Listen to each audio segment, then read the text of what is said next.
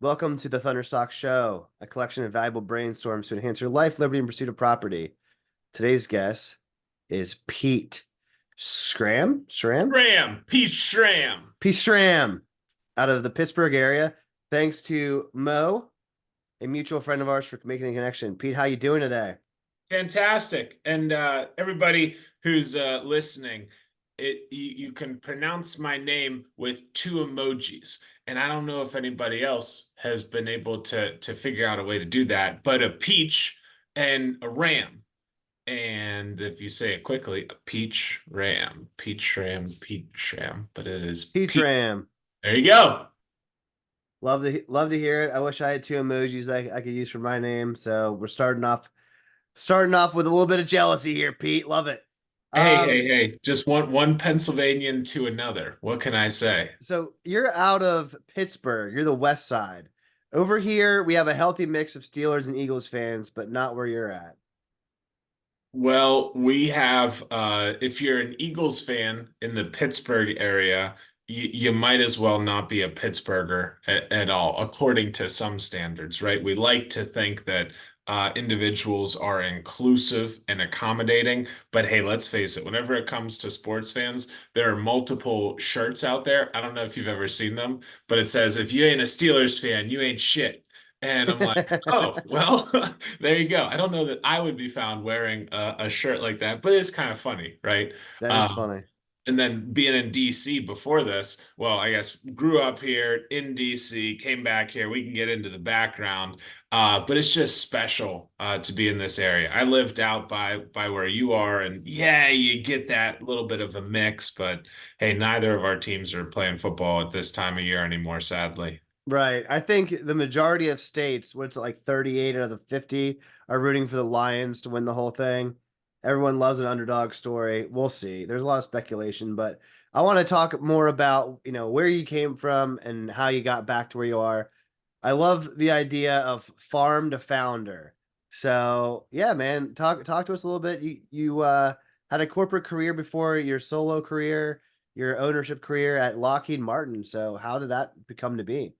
Yeah, so Farm to Founder, it's the topic or the title of a book that I have been working on since I was growing up on the farm and learned a lot of these concepts of, hey, what does it really take to be successful? So interacting with other people, if you're in the farm, on the farm out in the fields, you're picking stuff, you're mulching the tomatoes, you're doing, whatever the tasks are, the work that has to get done. Usually you have to communicate with others, right? These kinds of skills translated into sports.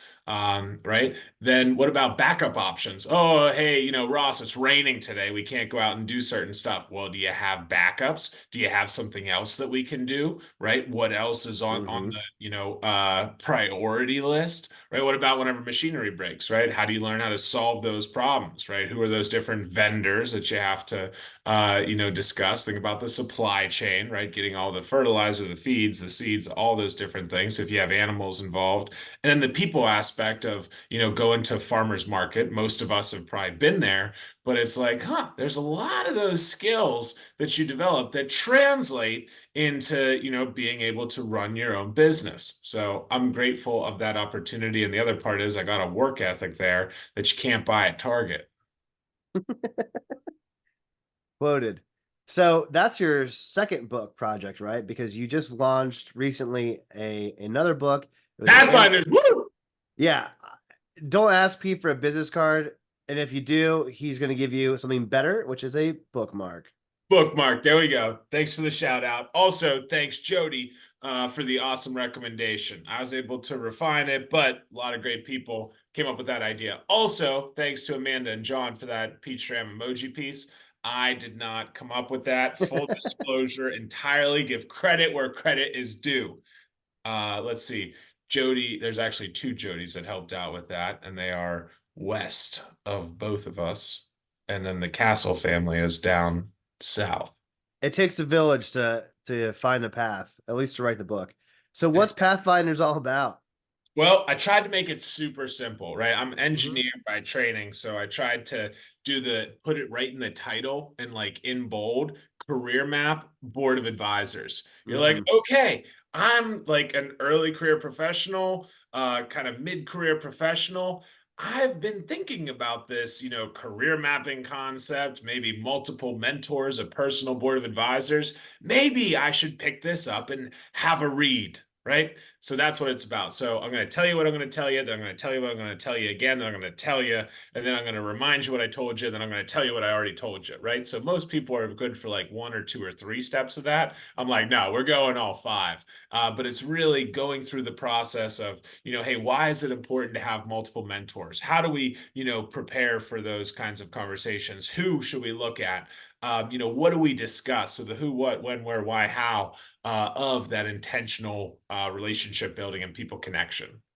And I've been speaking about this, gave more than 70 sessions now. I love that stuff. I So you've have, done 70 sessions of public speaking about the career mapping advisory, how to develop your career to mid to beginning professionals. yeah, so the answer is yes to your Yes. question. Internationally, this was really exciting. I got like a very, very nice paid speaking opportunity at the end of August of this year. Hmm. And I was like, yes, this is fantastic. I'm super excited about it. And my brother's wedding is at the end of August in another country. So I'm like, I have to respectfully decline, but family Mm. first, very, very, very important. Now, you didn't then do like a best man speech about Pathfinders in order to get the international speaking, or how does the international speaking happen? What was Uh, at the people, wedding? people find you. So that whenever you give a presentation, do a workshop, do a series, and people from other countries, Mm. are joining for it. So there's been multiple instances where people have come from other countries. From an agile conference, from Disrupt HR, which you might have heard about, different session. Trying to think of the other ones. I think we might have had people from other countries for the TED Talk. So Uh, it's just the natural progression. Like once you do one, people in the stands are like, "Hey, check this out." That's a No, you're interesting. grinding. You're You're a grinding. marketing guy. You gotta get your name out there. There is nothing. I mean, sure, I guess like people found LeBron James and like you get out there. I'm not comparing myself to LeBron, but what I'm saying is like in sports, you got to get your highlight reels and you got to send it to those different coaches. They got to find you. You got to, and then once you want to take it to the next level, what do? You get yourself an agent and you're out there marketing yourself. You're putting yourself out there. You work on your social, all those things. Same thing on the speaking, side of So things. so let me stop you. Let me ask you a Yeah. question. So in the order of operations of all things, right, from the engineering, Mhm. it blows my mind that you're doing the Lockheed, you're doing the corporate grind, and then what's the transition? Tell me the transition for you from the corporate grind of big business, and then now you have it figured out a system and a way to market yourself, not only for books, not only for speaking, but also for several businesses. So I want to hear the transition. That's wild. Yeah. Whenever I figure out how it actually made sense and what I should recommend to others, I'll let you know that piece, but we can do a quick recap. So from Western Pennsylvania, Catholic grade school, public high school, private high school, and then got recruited by more than 5 dozen, 6 dozen colleges to play basketball. So I'm 6'8". Maybe I'm the tallest podcast guest you've had up to this point. You Uh, are tied, Tied. and there's a guy that actually played basketball in your area. His name's Josh Eberly. Oh yeah, You know him? I'm pretty sure. Yeah, Pittsburgh Ballers at 6'8". He had a back injury that he had to get like a spinal fusion or something in So he's college. probably down to 6'7" now, huh? Yeah, so he was Yeah, 6'8". yeah. So, Okay, so I so got to know today you you. are the tallest. Yep. There we go. There we go. Uh, hey, Josh. Hope you're doing all right. So did that and then graduated from Swickley Academy, went to college down in Washington, D.C., Catholic University of America. I can't really sit still. So the first 2 years of college, I made it my mission to meet one new person every week. And you're like, huh, what kind of a mechanical engineering student are you? While you're working at the fitness center, while you're volunteering on campus, while you're trying to play two different sports, right, in college, basketball and track and field.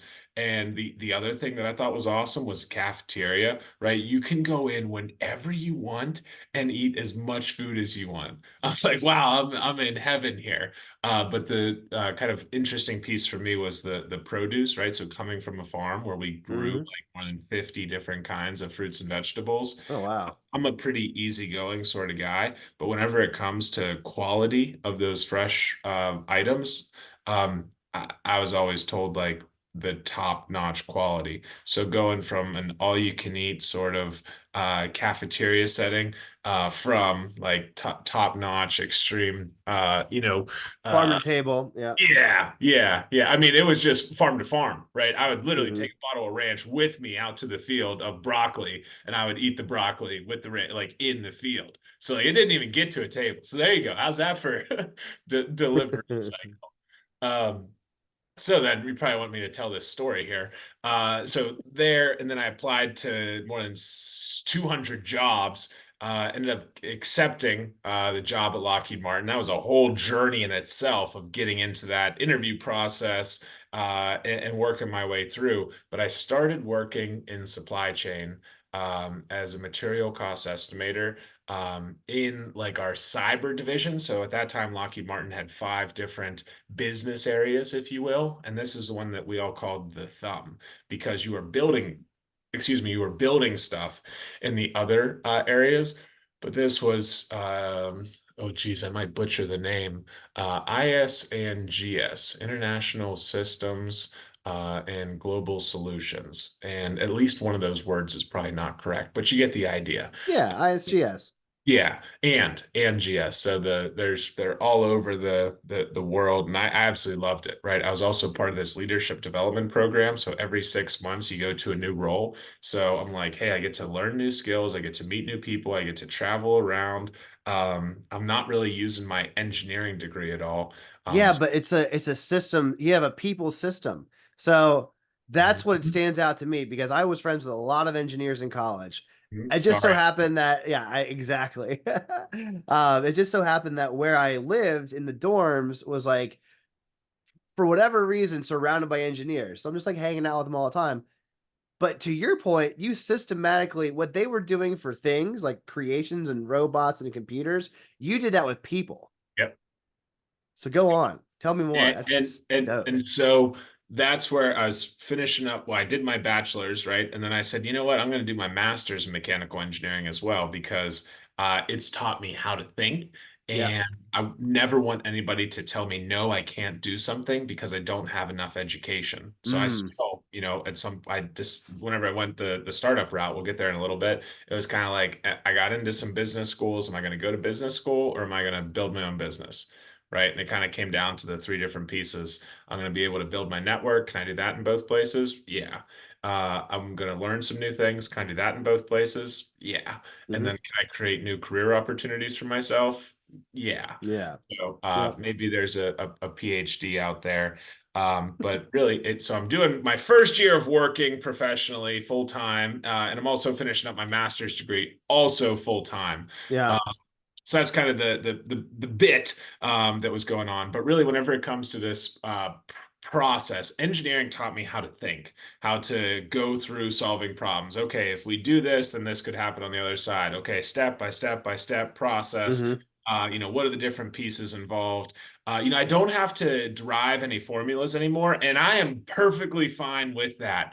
So that was the first job was in supply chain. Having the technical background was really valuable. So whenever people start, trying to pull one over on you, you're like, oh, okay, well, how about this and this and this? And they're like, oh, you kind of get a little bit of The those. relational, the EQ part, if you the technical is great, But when you have that emotional intelligence in supply chain, that's just that's the difference maker.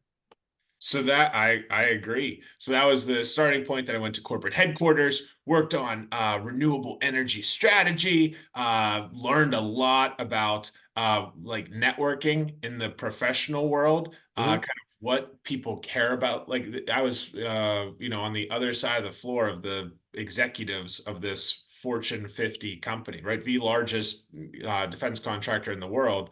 And I'm like, okay, what does like good look like? Because Mm. hadn't really been around those kinds of people before that point in my life. Hmm. And then got to do my first bit of, oh, no. So, first bit of business travel was then. You go to different trainings, different workshops, conferences. And I'm like, this is really, really cool. So, I owe a lot to the people that I met at Lockheed Martin and to the experiences from there, right? Plain and simple, I wouldn't be the same person. And I wouldn't be where I'm at today without those amazing, amazing opportunities. So you asked the question of how you made this transition. I continued to meet more people. I continued to get promoted. Again, extremely fortunate and grateful. And then I went down to Florida where we were doing a supervisor role, building the internal systems and the brains, right, of targeting systems. We can go from there up to Scranton, so kind of closer to you. Soriano's Cafe. I don't know if they're still open right now, but that was my spot on Sunday nights. And got into supplier quality engineering. And each one of these steps along the way, I'm meeting new people, I'm learning new things, I'm gaining different perspectives, I'm hearing their stories, and I just absolutely love it. So as Mm. we fast forward a couple of years, um, some of my friends are going to med school, they're starting their own businesses, they're traveling the world, they're just doing these big shifts. And I'm like, what is it that I really want to do the most? What is my Mm. purpose? And some people might have that inkling of, I want to start a business. But it was at that point, March 4th, 2018, when I said, you know what? I'm going to do this thing. I want to help people. There's a need for connection. I don't have all the answers myself. I'm spending an hour or 2 hours a day after work, before work, talking to people, connecting people. Hey, Pete, how'd you get to where you are today? Can you connect me with somebody that knows what marketing is? And I'm like, all right, let's figure out how we do this thing. And step one, right after that, and I drew the line, was Googling, how do we start a business? And you remember that date is specific, March 4th, 2018. Yeah, I'm kind of weird when it comes to dates. Well, I am too, which has saved me many times with my marriage, with remembering anniversaries and such. But no, let me ask you, what happened on that day? I love this the epiphany you had where you're sitting in either Soriano's or whatever, and you're like, hey, No, I was sitting in DuPont Circle. I know exactly where I was. It was you're in in the DuPont Circle. Yeah, I just finished a call with David, finished a call with Tom, and I'm kind of sitting in the little I don't know if you call it a veranda, but you have a little gated area at the bottom of your apartment building outside before, you go out to the parking lot. Yeah, And it's in Northwest Washington, D.C., close to the intersection of 21 and N, if anybody's familiar with the Washington, D.C. area. And that's where I was just kind of outside. It's dusk and thinking, hey, what is it that really matters most? Right? And where's my heart? And you think about, in the book, I talk about ikigai, right? Your passion, your purpose, your support, right? All those different pieces. Because and we both know about that old adage of whatever you do what you love, you never work a day in your life. right. There's something to that. That's Um, one of the Venn diagram circles out of the many interloping. you got it. You got I it. just did an ikigai exercise this last week, so top of mind. It's the book's right there. Heck yeah. Yeah, man. Go on though. So that's the beginning of Latitude. So Latitude started quarter 1, 2018. We're in quarter 1, 2024. Tell me how that's grown and tell me about the entrance to Statra. Yeah. So that was the idea, right? And Mm, it took almost the first 12 months to go from idea to having something more than a manual process. And so we went, I have this idea, and that was the line in the sand. So then I talked to a couple of other people, said, "Hey, I'm pushing this thing forward." Put the first website together, manually connected different people. Heck, it wasn't even called Latitude; it was called Lattice at that time, mm, Lattus. And lo and behold, there was another Lattice, Lattice, that was starting in this little place across the country called Silicon Valley. hmm. Multiple I've heard of it serial once. Yeah. yeah, he's over there. Multiple serial entrepreneurs with they had probably 7, 8, 9 digits more funding than we did. Getting started. So it's pretty much neck and neck from the start. And so learned a whole lot of interesting pieces about the startup journey, the fundraise, the capital building.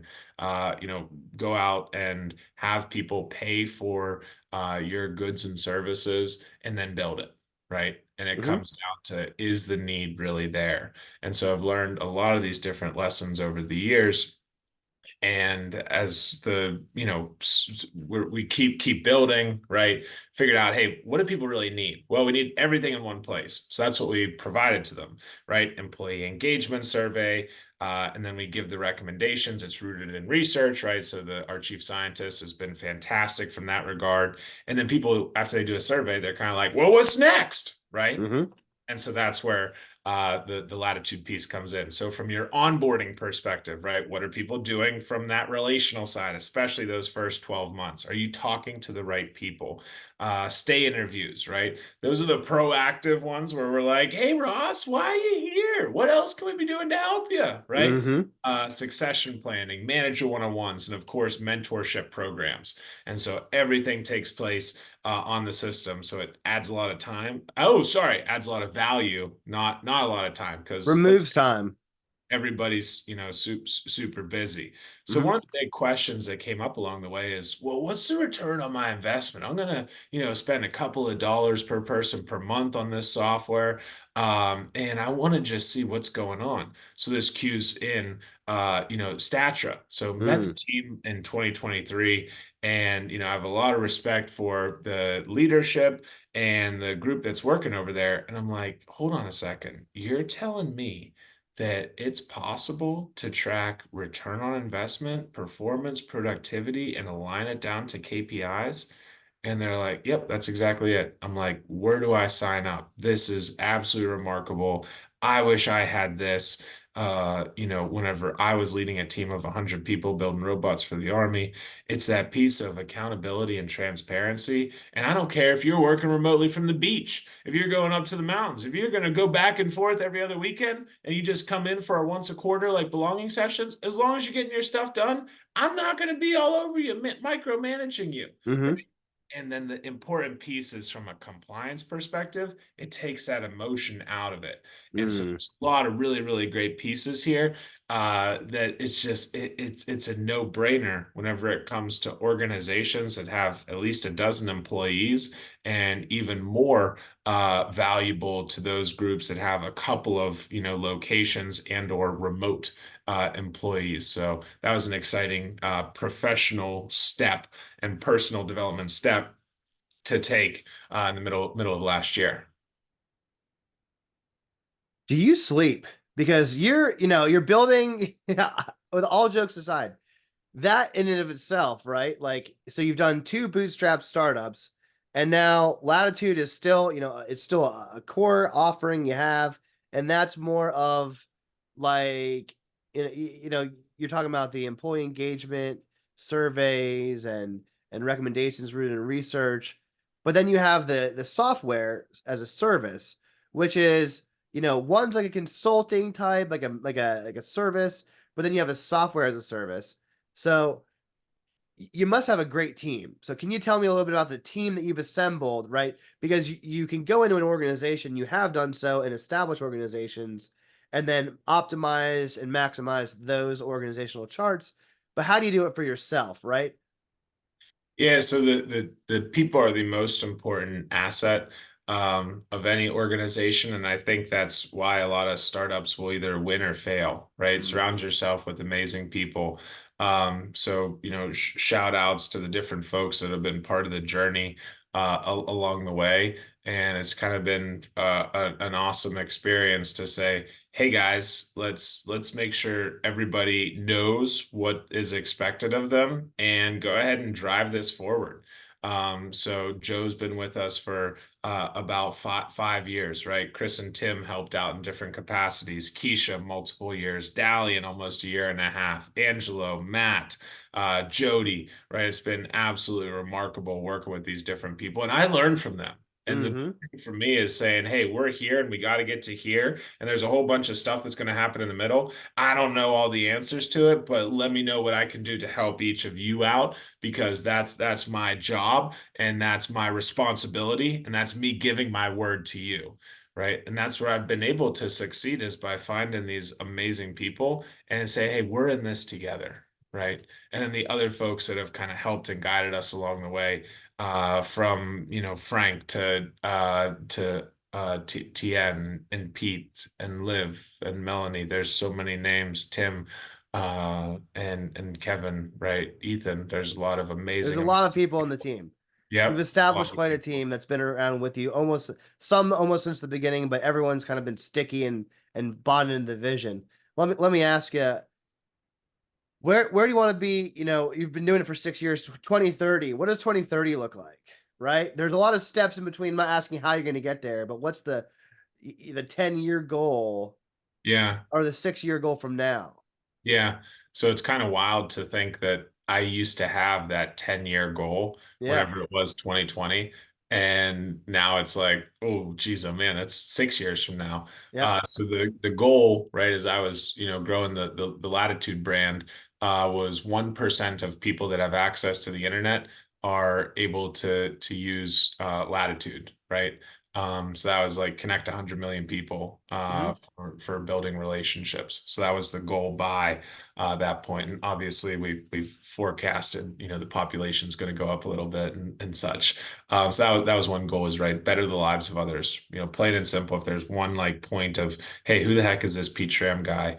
I get the most satisfaction and like I get most fired up whenever I'm able to better the lives of the people around me. Might sound weird, but that's like some people like going to the beach, some people like skiing, right? I just get fired up about that, right? Those connections that you make, people say catalyzing those aha moments, right? That's amazing. So where are we going to be 6 years from now? Excited for Statra to continue to grow and help these organizations, right? What does that do? That saves time for a lot of them. So if we can say, hey, we're in a thousand different locations from now, that'd be a 10x in the next 6 years. Hmm. Maybe it's even 10,000, right? Let's do 100x on that side between now and 100,000. okay. Yeah, 100,000 locations, Hmm. right?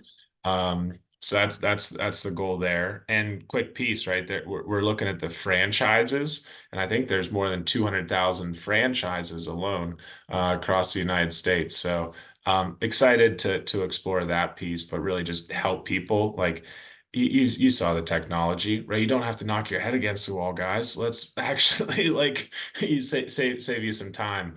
Um, Excited to keep growing the Latitude side with the Department of Defense, right? The team is doing a fantastic job leading what's going on over there, and we found that the soldiers and airmen and guardians, they really do need more intentional connection. So excited to keep pushing that forward.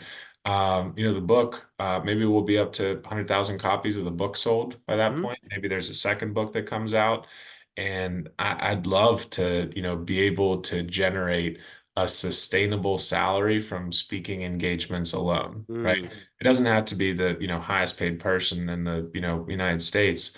But I'd love to be able to say, hey, I've been wanting to impact people's lives, and that's sort of the icky guy for me, if that makes Mm. sense, It right? does for Is me because I just did it.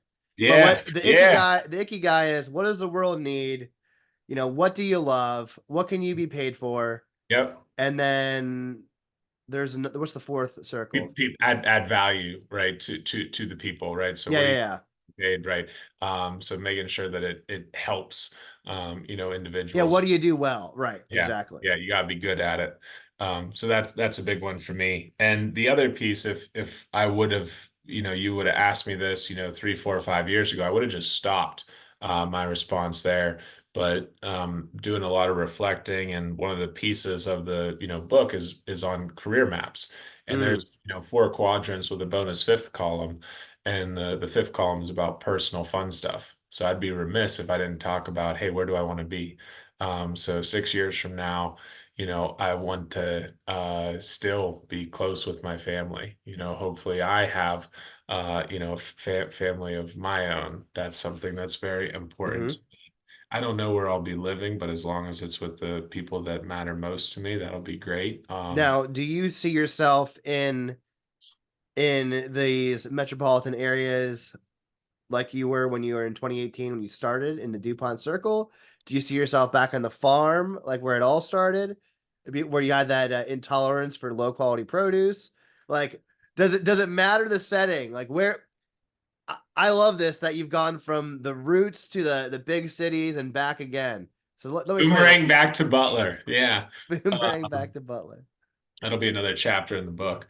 Um, Yeah, it really just depends, hmm right? Whenever we're in this age of work from anywhere, and so just rolling with the punches. My family will probably not leave the farm. So to be able to easily get back to them at a some kind of common cadence, I think there's an important piece of, hey, have some balance, right? So hmm you're able to do some work on the farm. I'll actually be making a move down to downtown Pittsburgh in the next, 20 or 30 days, which will be exciting. And I think it's important to shake things up a little bit in your life every, 2 to 3 years, right? Most people are moving jobs, approximately that cadence, if you hmm even just move offices at work. So I think some of those pieces are important. I enjoyed my time in DC. I met a lot of amazing people. Heck, I was in Hong Kong for half of a year, right? And that was a remarkable experience to see what's going on over there. Maybe I go international for 6 to 12 to 18 months, right? It's these kinds of things that you want to live life with no regrets. And now we're at this, amazing junction point in the world where technology is enabling us to do so much. And, quite frankly, I'm pumped to learn more about what the, tools and resources and services are that y'all provide, right? We got into it a little bit, but, the work that you do, Ross, makes it possible for people to follow their dreams and focus on what they really want to do. And you're over here as the marketing whiz. So, excited, and thank you to you and Mo for the awesome work that you guys do supporting, business owners and business leaders like myself and others. Pete, I wish that I could put emojis and titles of podcasts on YouTube. I might be able to just put a peach and a ram. It's been a blast. I'm fired up. This is better than any cup of coffee. The energy that you bring, I think that I speak for everyone listening. We support the mission that you have for making leadership suck less, but also having more personalized and objective measures by which to grow organizations from the people up, from the roots up. America is the breadbasket of the world, both with agriculture, as you know, and but also with people development. So thank you for everything that you do. Where can people find you? How's the best way to get in touch with you, to book you for speaking engagements, to find your books, to use your softwares and services? Give yourself a shameless plug. Yeah, LinkedIn. Reach out on LinkedIn. I think Ross will put it in the show notes here, and then grab a copy of the book. Right, if you're working with or around people or curious about your professional development, so there will be 2 links in there. Those are the best ways. Please, reach out with questions, comments, ideas, thoughts, feedback, stories, right? I love all of it. And I'll say one last thing on here. We're running something of a campaign where I want people to take a selfie with the book in all 50 states and 10 countries. So get yourself, and then we'll do a raffle after that. And then we have one with the coldest temperature, hottest temperature, highest altitude, lowest altitude, and then coziest place to be reading. So a little bit of a competition out there for people to have some fun. Let's get it. Thank you so much, man. And Thunderstock out.